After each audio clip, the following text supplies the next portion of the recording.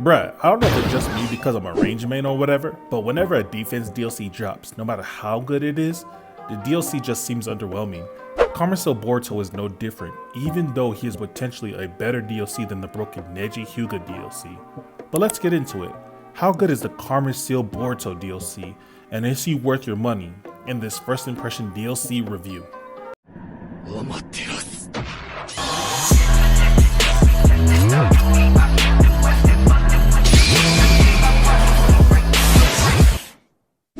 First, let's start with the master character.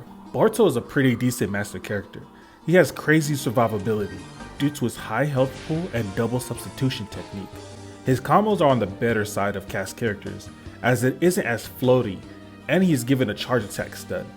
His armored heavy attack isn't suited for crowd control and is average for pushing a player back, but it has decent range and accuracy. Coupled with his jutsu, he is solid for area control and taking down barriers. But we'll get into further detail about his jutsu in just a bit. For now, I would say that Boruto is perfect for defending points, so base battle will be his strong suit in hero mode. He is average in combat battle, but will struggle on the cloud map as he doesn't have any ranged options outside of kunai or any good gap closers. I'd give the master character a slightly above average score of around 6 or 7 out of 10. Now let's talk about his jutsu. First up is the lightning style thunderclap arrow with a power of 2, range of 1, and a 15-second cooltime. This jutsu is definitely fun to use, and you can get saucy with jutsu setup, many of which leads to a touch of death combo. Now how this jutsu works mechanically is quite interesting. It is similar to Mei's lava style in terms of activation and animations, but everything else is quite different. For starters, the water, when hitting a grounded opponent, will knock them back and trap them in a puddle with a smoke ball-like stun animation. Their substitution will be disabled for a short period of time, giving you a few options. Option 1 is to activate the thunderclap arrow and cause a good amount of damage to them. Option 2 is to perform other attacks on them. There are two key things I want to point out about this. 1. The sub lock doesn't last long, so they can sub immediately when their sub returns, even if they are still in the smoke bomb animation. And 2. Unlike Oboro Kuruma, where you can press the shuriken to return during yours or the enemy's combo, you have to stop whatever other action you're doing to activate the second part of this jutsu, so incorporating it into a combo can be a little trickier. The other tricks to this move provides it is the breaking of barriers like water pillar, sand shield, etc., and it hits players on the ground using sub T or hiding in ash. Additionally, the puddle is an armor breaker, so if anyone uses an armored move, hits it, their armored state will be broken. Note that this only applies to the puddle and not while the water is being cast. Now if you're wondering if this jutsu can pitfall with the stun of the puddle, the answer is no.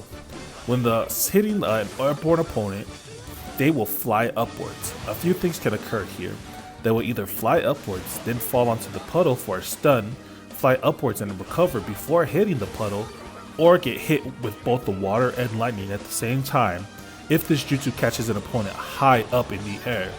All of these are determined by how close you and your opponent are to the ground. The next jutsu, Boruto Stream, is that one jutsu that prevents this DLC from being broken. It's a counter jutsu that activates after the hand signs are completed. You either counter any hit that comes your way, or you walk up to your opponent while holding down the jutsu button. Now if your opponent hits you with a long-ranged attack, you will teleport to them with a Rasengan. However, the tracking and distance on this thing is very inconsistent.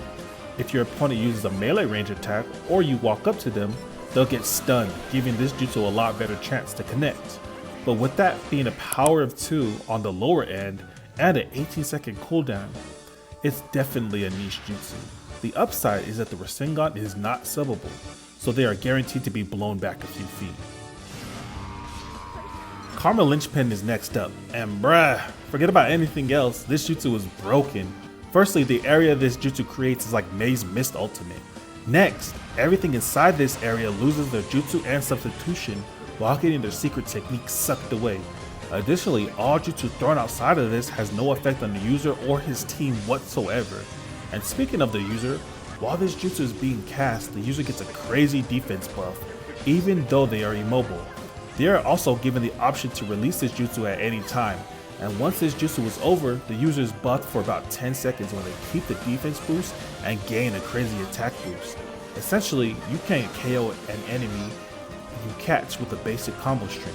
This thing is so good as it counters all known meta, including Kodo Matsukami and Kurama Link mode. The only downside is that it takes a while to charge, and for good reason, but this is definitely going to replace some meta tank ultimates, as long distance slug healing will mitigate the charge time. The only counters for this is Night Glide ult, which is a pure taijutsu ultimate. Mei's Mist can still do damage, and Feather Illusion can take away the caster's jutsu, but nothing is stopping this once it's activated. Okay, so next let's get into the rewards. This DLC gives you Kawaki's outfit, Multi-Shadow Clone Jutsu if you didn't already get it from Naruto Last Battle, Kawaki's hair, this hamburger, which has a pretty unique stat for us solo queuers, and this lobby emote. You also get God Ender as a title, which is cool, so go crazy with that. All in all, this DLC is a must buy for defense mains.